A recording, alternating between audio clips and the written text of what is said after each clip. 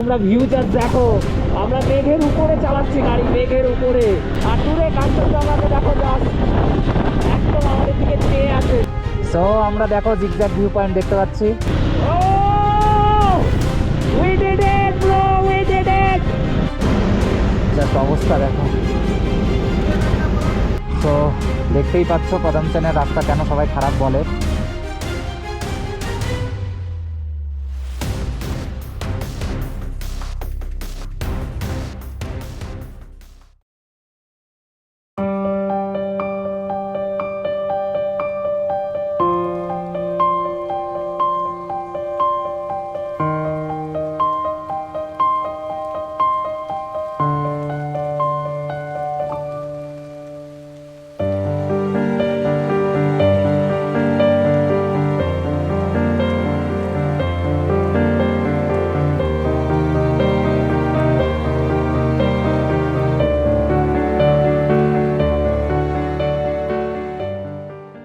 मेरो ये सीजन में अभी 1000 के आसपास चलेगा।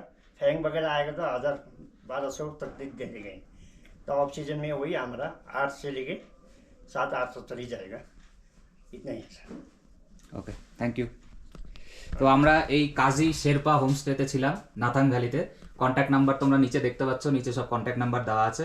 ইনি এই হোমস্টের মালিক। তো ওনার সাথে কথা হলো এবং উনি খুব ভালো লোক, আমাদেরকে খুব সুন্দর করে খাইয়েছে আজকে। তো আপাতত কোনো প্রবলেম হয়নি আমাদের, আমরা এখন এখান থেকে বেরোচ্ছি। সো টাটা ভাইয়া। তো আমরা এখন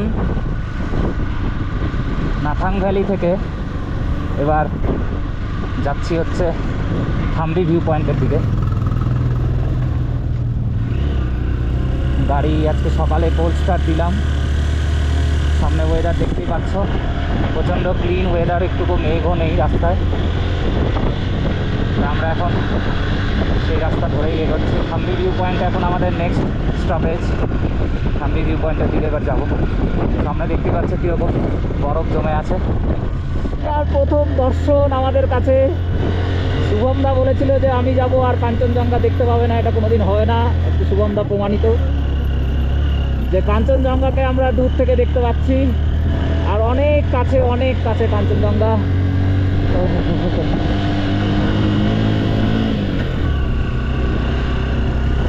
কাঞ্চনজঙ্ঘার ভিউ দেখতে দেখতে সামনে আমরা থাম্বি ভিউ পয়েন্টের দিকে যাচ্ছি। তোমরা কাঞ্চনজঙ্ঘার সুন্দর দৃশ্য দেখতে পাচ্ছ, অতুলনীয় সৌন্দর্য কাঞ্চনজঙ্ঘার। আর আমরা এগিয়ে চলেছি। ওয়াও, জাস্ট ওয়াও, দেখো, জাস্ট দেখো কাঞ্চনজঙ্ঘাকে কত কাছে। Thanks for your visit.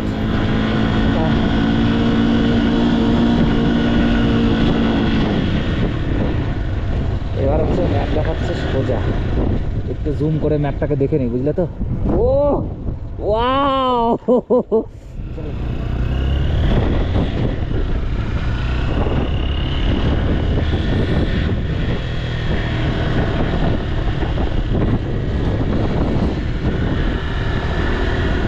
তো আমরা থাম্বি ভিউ পয়েন্ট থেকে আর 7.1 কিলোমিটার দূরে আছি। আর তোমরা ভিউ জাস্ট দেখো, আমরা মেঘের উপরে চালাচ্ছি গাড়ি, মেঘের উপরে। ওয়াও, জাস্ট অসাম, অসাম, কোনো কথা হবে না বস। আর দূরে কাঞ্চনজঙ্ঘাকে দেখো, জাস্ট একদম আমাদের দিকে চেয়ে আছে, চেয়ে আছে। একদম ক্লিয়ার ওয়েদার, কখনো পাবো কিনা আমরা কোনোদিন ভাবিনি, তাও আবার মার্চ মাসে এসে। জাস্ট অসাধারণ, অসাধারণ।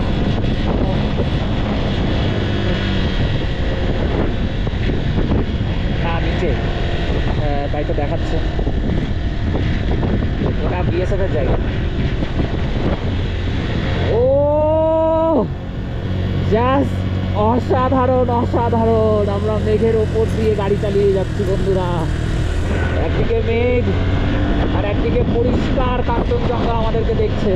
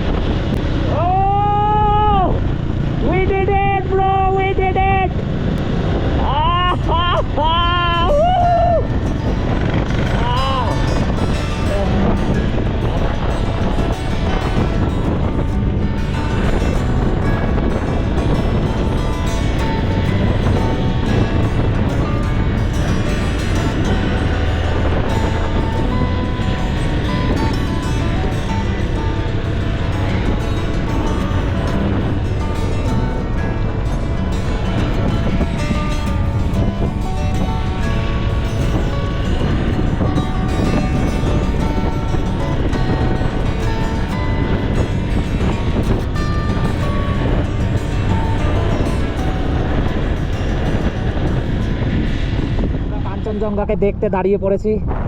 প্রচণ্ড হাওয়া, জাস্ট দাঁড়ানো যাচ্ছে না, কিন্তু এত সুন্দর ভিউটাকে আমরা কেউ মিস করতে চাই না।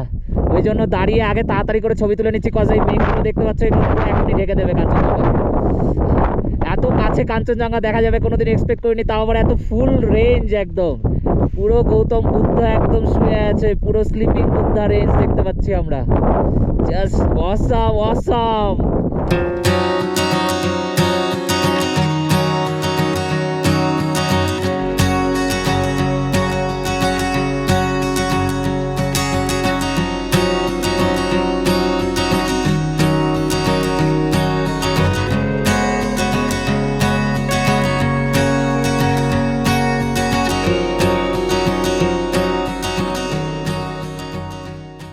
লাইফে কোনো দিন আমি ভাবতে পারিনি আমি বাইক আমার নিজের হর্নেটকে নিয়ে এই রকম রাস্তায় চালাবো, যেখানে অক্সিজেন লেভেল কম, রাতের বেলা প্রচণ্ড কষ্ট হয়েছে কালকে আমাদের।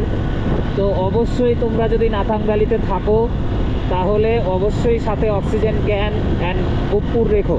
এবং যাদের ব্রিদিং প্রবলেম আছে তাদের জন্য সত্যিই খুব রিস্কি একটু, বাস দিনের বেলা কোনো অসুবিধা হচ্ছে না, কিন্তু রাত্রেবেলা যখন আমরা ঘুমোচ্ছি দরজা জানলা লাগিয়ে, জাস্ট থাকা যাচ্ছে না, মানে মনে হচ্ছে শ্বাস পাচ্ছি না, মাথা ধরেছিল প্রচণ্ড, মানে খুবই প্রবলেম হচ্ছিল কালকে আমাদের। তো যাই হোক, তাও আমরা কালকে রাতটা সার্ভাইভ করতে পেরেছি।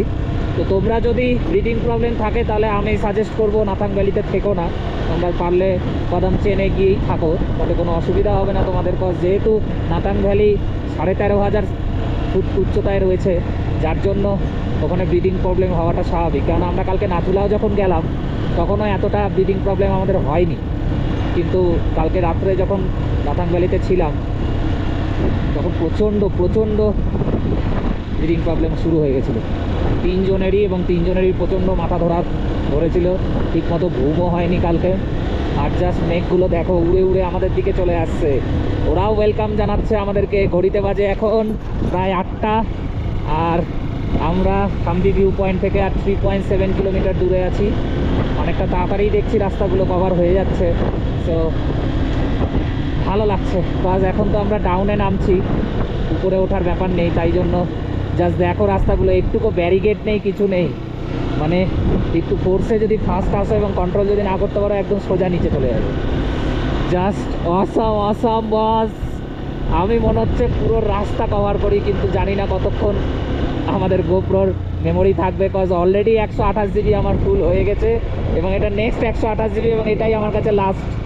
তো রিল শ্যুট করব কি এমনি শ্যুট করব জানি না, ওই জন্য ল্যান্ডস্কেপেই সব শ্যুট করে নিচ্ছি, যা দেবো ওটাতেই রিল শ্যুট হবে। আর ক্যামেরা ঘুরিয়ে সেটিং করে চেঞ্জ করতে ইচ্ছে করছে না এখন। But what a weather, what a view, just awesome view, awesome. Zuluk এখান থেকে দেখাচ্ছে আর 16 কিলোমিটার রয়েছে, তার আগেই থাম্বি ভিউ পয়েন্ট পড়বে, আমরা থাম্বি ভিউ পয়েন্টের পর ঢুকবো। তো জুলুকে তো কালকে নাথাং ভ্যালিতে থাকার এক্সপিরিয়েন্স দারুণ ছিল, অনেকটা ভয়ও ছিল যে রাত্রেবেলা এত ব্রিদিং প্রবলেম হচ্ছে। আর মেঘগুলোকে দেখো, জাস্ট আমরা মেঘের উপর দিয়ে গাড়ি চালাচ্ছি আর মেঘ নিচে, উপরে সূর্য উঠে আছে আর নিচে যারা গ্যাংটক এই সমস্ত জায়গায় আছে তারা তো মনে হয় বৃষ্টি হচ্ছে বা একদম অন্ধকার ওয়েদার। মাই গড, কি রাস্তা, জাস্ট দেখো রাস্তাগুলো, দেখো কাঞ্চনজঙ্ঘা আর মেঘ। সব থেকে জিগজ্যাগ দিয়েই এখন আমরা যাচ্ছি, পরে থাম্বি ভিউ পয়েন্ট থেকে হয়তো আমরা জিগজ্যাগের ভিউটা পাবো, দেখি। এখন তো আমি এই রাস্তায় কোনোদিন আসিনি, দ্যাটস ওয়াই আমার এক্সপিরিয়েন্স নেই, তো থাম্বি ভিউ পয়েন্টে গিয়েই দেখে বোঝা যাবে। একদম জিগজ্যাগভাবে আমরা নামছি উপর থেকে নিচে। এই যে আমাদের ইয়াক বাবাজি বসে আছে। জুলুক এখান থেকে আর 15 কিলোমিটার দূরে আছে, তো যেহেতু নামার রাস্তা সেহেতু বেশি টাইম না মনে হয়। এখান থেকে তো এরকম লাগে না, ভিউটা অন্যরকম লাগে, এত কাছে তো যেতে হয় না। সো আমরা দেখো জিগজ্যাগ ভিউ পয়েন্ট দেখতে পাচ্ছি, রাস্তা। এইটাই হচ্ছে আমাদের সিল্ক রুট বলা হয় এই রাস্তাটাকেই। মোবাইলে ছবি তুলছো তো? দারুণ লাগছে দেখতে জিগজ্যাগ ভিউ পয়েন্ট। এখনও আমরা থামদি ভিউ পয়েন্ট থেকে প্রায় 1.4 কিলোমিটার দূরে আছি, বাট ওয়েদার ক্লিয়ার, যার জন্য আমরা পুরো ক্লিয়ার দেখতে পাচ্ছি একদম জিগজ্যাগ পয়েন্টটা। ওই পয়েন্টটা কি আরো ভালো ছবি আসবে। অসাধারণ। হ্যাঁ, যাবা ওই দিক থেকে? নামবে তো তুমি? হ্যাঁ হ্যাঁ, ওইটাতে চলো। সো দূরে ওই স্নো ক্যাপ মাউন্টেন্স তোমরা দেখতে পাচ্ছ, আর এইদিকে এটা হচ্ছে থাম্বু ভিউ পয়েন্ট। প্রায় 11,200 ফিট উচ্চতায় আছে থাম্বি ভিউ পয়েন্ট। এখানে বসারও অনেক জায়গা আছে, বাট নিচে পুরো খাই। ওইদিকে যতটা ক্লিয়ারিটি পেয়েছিলাম আমরা উপরের দিকে, নিচে ততটা মেঘ এখন একদম ঘিরতে থাকছে জুলুকের যত কাছাকাছি যাচ্ছি। তবে দিন বাড়লে হয়তো আবার একটু ক্লিয়ার হতে পারে, জানি না এখন রাস্তায় কীরকম কী হবে। তো এখানে একটা আবার থাম্বি ফাস্টফুডের দোকানও আছে, দারুণ লাগছে দেখতে। সামনে রোদও থাকতে পারে, আবার মেঘও থাকতে পারে, আবার ক্লিয়ারিটিও থাকতে পারে। দেখো সামনে নীল আকাশ, আবার ওইদিকে রোদ। তো এইরকম চলছে এখানে পুরো ওয়েদারটা। একটা অন্যরকম অনুভূতি। আমরা যেরকম পাহাড়ে গিয়ে একই রকম ওয়েদার দেখতে থাকি, যে এই একটাই ওয়েদার, মেঘ মানে মেঘ থেকে গেল, আর কখনো ক্লিয়ার হবে না, খুব রেয়ার ক্লিয়ার হয়। এখানে একদম মিনিটে মিনিটে ওয়েদার চেঞ্জ হচ্ছে, মিনিটে মিনিটে।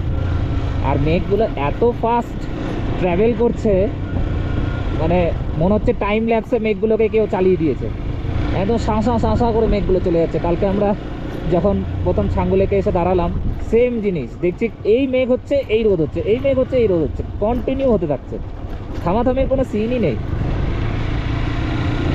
Just awesome awesome. এরকমই একটু সাইডটা ক্লিয়ার থাকলে আমরা জিগজ্যাগ পয়েন্টটা দেখতে পাবো। এই যে এখান থেকে তোমরা একটু দেখতেই পাচ্ছ, দেখো নিচের দিকে একটু দেখতে পাবে তোমরা। অসাম লাগছে, অসাম। নিচ থেকে দেখো জিগজ্যাগটা দেখতে পাবো, উপর থেকেও দেখা যায়, উপর থেকেও দেখালাম তোমাদেরকে, নিচ থেকেও দেখাচ্ছি, দারুণই লাগছে। উপর দিকে এখন রোদটা পড়ছে, উপরে ক্লিয়ার, আকাশটা ক্লিয়ার ধীরে ধীরে হচ্ছে। কোথাও কোথাও ফগ আছে, বাট এতটাও বাজে অবস্থা না যে মানে তোমরা গাড়ি চালাতেই পারবে না বা আদার্স কিছু। ঠিকঠাক, এর থেকে আর কি ভালো ওয়েদার পাবে, তাও আবার মার্চ মাসের ওয়েদারে। এর থেকে বেটার ওয়েদার পাওয়া মানে বিশাল ব্যাপার। অনেক ভালো ওয়েদারে আমরা গাড়ি চালাচ্ছি। কমসে কম বৃষ্টি তো নেই আশা করছি এখন পর্যন্ত।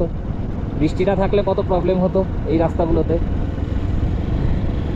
আর গাড়ি ঘোড়া তো সেরকম দেখতেই পাচ্ছি না, খুবই রেয়ার, কখনো কখনো এক দুটো টুরিস্ট গাড়ি আসছে, আদারওয়াইজ নেই গাড়ি।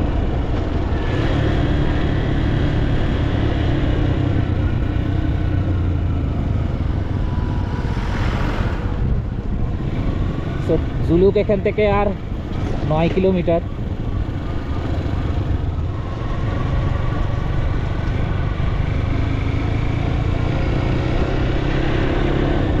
জুলুক এখান থেকে আর 4 কিলোমিটার দূরে আছে।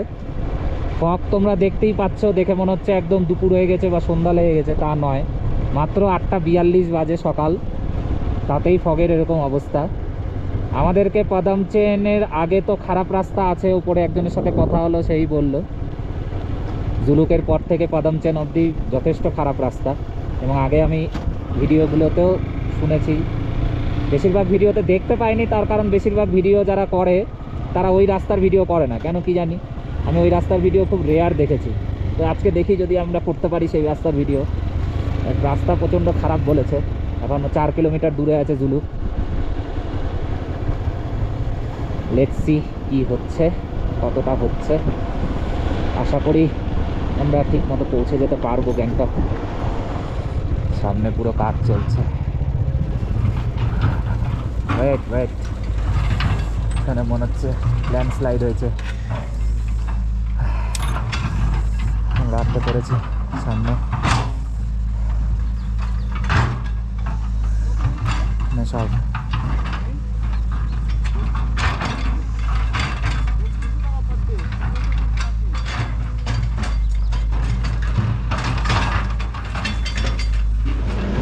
জাস্ট অবস্থা দেখো।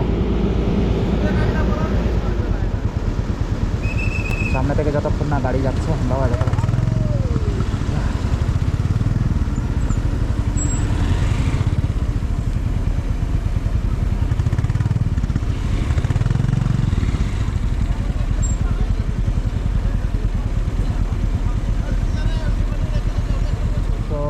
দেখতেই পাচ্ছ পাদামচেনের রাস্তা কেন সবাই খারাপ বলে। পুরো রাস্তায় এখন কাজ চলছে, যার জন্য কাজটা কমপ্লিট হলে আশা করি রাস্তাগুলো সব ভালো হয়ে যাবে, যতদিন না কাজ কমপ্লিট হচ্ছে। আমরা যখন বেলিং থেকেও রাবাংলা গেছিলাম তখন সেম এরকমই সব ভাঙাচুরা রাস্তা পেয়েছিলাম। তাও ওই রাস্তাটা কমসে কম বলবো এর থেকেও খারাপ ছিল, এটা যতটা খারাপ দেখছি ততটাও খারাপ ছিল। প্লাস ওখানে জল পড়ে আরও অবস্থা। রাস্তায় ফগ, পুরো রাস্তায় কাজ হচ্ছে, পুরো মাটিতে ভর্তি রাস্তা। পাদামচেন জুলুক থেকে পাদামচেন যেতে সত্যি প্রচুর বেগ পেতে হচ্ছে। তো যারা একটু এদিকে আসছো তারা এইটুকু রাস্তা চেষ্টা করবে এই দিন পার করতে, কারণ সন্ধ্যা বা রাতে রাস্তাগুলো আরও ডেঞ্জার হয়ে যাবে। তাই চেষ্টা করবে দিনের দিনে এই রাস্তাগুলো কমপ্লিট করে নিতে। আমি ইউটিউবে আগে কখনো এই রাস্তার কোনো ভিডিও দেখিনি, আমি ফার্স্ট টাইম দেখছি। ফার্স্ট টাইম আমার দ্বারা তোমাদেরকে দেখাবো পাদামচেনের রাস্তাটা কতটা খারাপ, সারভাইভ করা কতটা চাপের এই রাস্তায়। জাস্ট রাস্তা দেখো, রাস্তা কাকে বলে রাস্তা। ট্রাকের পিছন পিছন যাচ্ছি তার কারণ একটাই, যে ট্রাকের পিছন পিছন গেলে রাস্তাটা আমরা দেখতে পারবো কেমন হচ্ছে। চাপ আছে, আমরা ট্রাকটাকে ক্রস করলাম, বাস নাহলে আরও স্লো হয়ে যাচ্ছে ট্রাকটা থেকে। দিস ইজ কল্ড পাদামচেনের ভয়ঙ্করতম রাস্তা। পুরো মাটিতে ভর্তি, কাজ চলছে এরকম রাস্তা। মাটিতে জানোই তোমরা, মানে বরফ যেরকম স্কিপ করে ওইরকম ভেজা মাটি স্কিপ করে। আমরা ভাঙাচুরা গেট সামনে দেখতেই পাচ্ছ, পুরো পাইন ফরেস্ট। আর রাস্তা দেখো, এটা হচ্ছে পাদামচেনের রাস্তা বন্ধুরা। কারো পুরকিতে পড়ে ভুল করেও পাদামচেন হয়ে উপরে ওঠার চেষ্টা করো না, কারণ এই রাস্তা দিয়ে নিচে নামতে যতটা সহজ মনে হচ্ছে হয়ে যাচ্ছে, কোনো ব্যাপার হচ্ছে না নিচে নামতে, খারাপ যতই হোক, উঠতে আরও অবস্থা খারাপ হয়ে যাবে। তাই আমার রিকোয়েস্ট, যতদিন না এই রাস্তা খারাপ থেকে ভালো হচ্ছে ততদিন ভুল করেও এই রাস্তা দিয়ে কারো কথাতে আসার চেষ্টা করুন না। অনেকেই বলবে এটা দিয়ে যাও, ওখানে থাকো, গ্যাংটক দিয়ে আসবে, অনেক আরামে আসবে, অনেক ভালো মতো ঘুরতে পারবে। আমরাই নিজেরাই ঘুরেছি, রাস্তা দেখো তোমরা, তাহলেই বুঝতে পারবে যে এই রাস্তাগুলোতে উপরে উঠাতে কত কষ্ট হবে। নিচে নামতে কোনো প্রবলেম হচ্ছে না, নিচে তো নর্মালি নেমে যাবে গাড়ি, ইঞ্জিন ব্রেক ইউজ করে আমরা ইজিলি নামিয়ে নিতে পারবো। কিন্তু নামতে কতটা কষ্ট, উঠতে কতটা কষ্ট হবে সেটা যে চালাবে সেই বুঝতে পারবে। তাই এই ভুলে একদম পা দিও না। যতদিন না রাস্তার কোনো আপডেট পাচ্ছ, ভালো রাস্তা হয়ে গেছে, ততদিন এই ভুল করো না।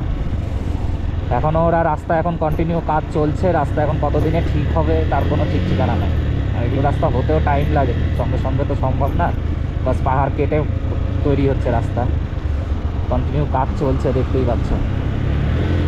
আর চারিদিকে পাইন ফরেস্টে ঢাকা রাস্তা, আর আমরা এগিয়ে চলেছি পাদামচেনের দিকে।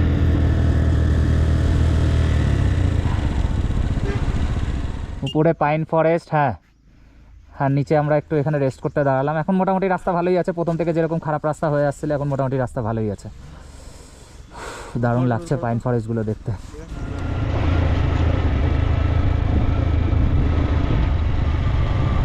আমরা পাদামচেনে পৌঁছে গেছি, দেখতেই পাচ্ছ পাদামচেনে এখানে প্রচুর হোমস্টে আছে। তো অনেকে ইস্ট সিকিম পুরো ঘুরে পাদামচেনে এসে হোমস্টেতে নাইট স্টে করে। আমরা তো ওইদিকে থেকেই গেছিলাম নাথাংগালিতে। ওয়েদার মোটামুটি ভালোই আছে এদিকে, খুব সুন্দর ছোট একটা গ্রাম এবং অনেক হোমস্টে আছে এখানে।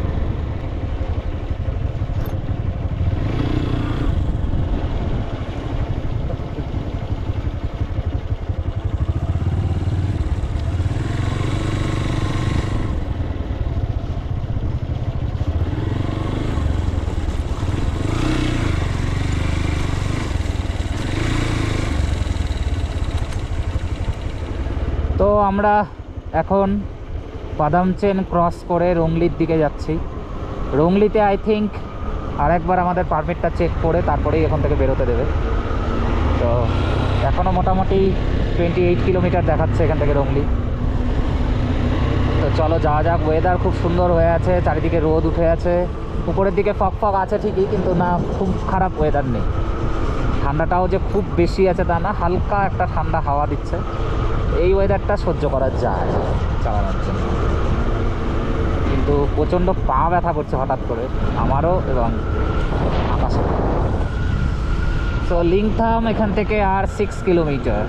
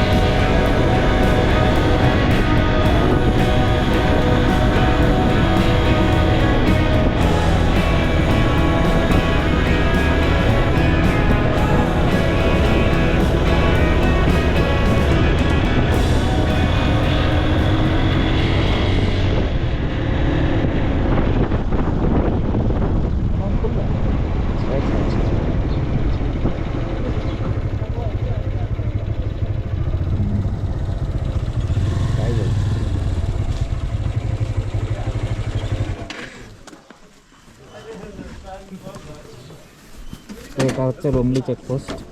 এখানে আমাদেরকে আমাদের পারমিটগুলো চেক করে নিতে হবে। এটাই last checkpost, Lingtham police checkpost. তো এই লিংথাম চেকপোস্টে তোমাদের লাস্ট পারমিটটা নিয়ে নেবে, যেটা কুপুপে তোমাদের অনলাইন আর অফলাইন ফরম্যাটে ওরা স্ট্যাম্প মেরে দেবে। সেই স্ট্যাম্প মারা পারমিটগুলোই আবার এই লিংথাম চেকপোস্টে নিয়ে নেবে।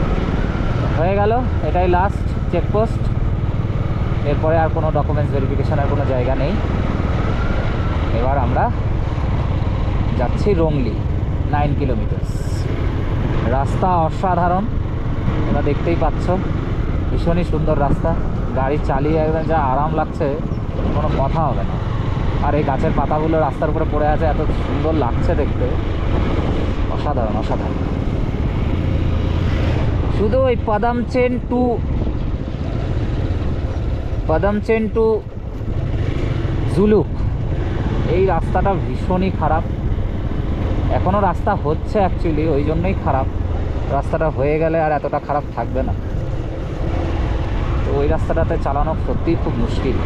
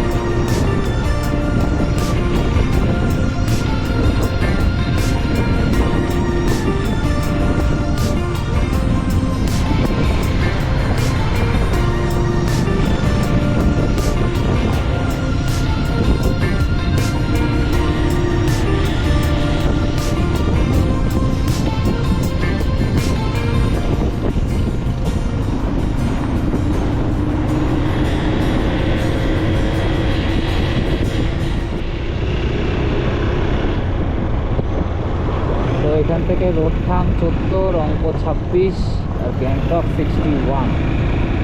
আর জাস্ট রাস্তাটা দেখো, আমরা সবেমাত্র রুমলি বাজার ক্রস করলাম।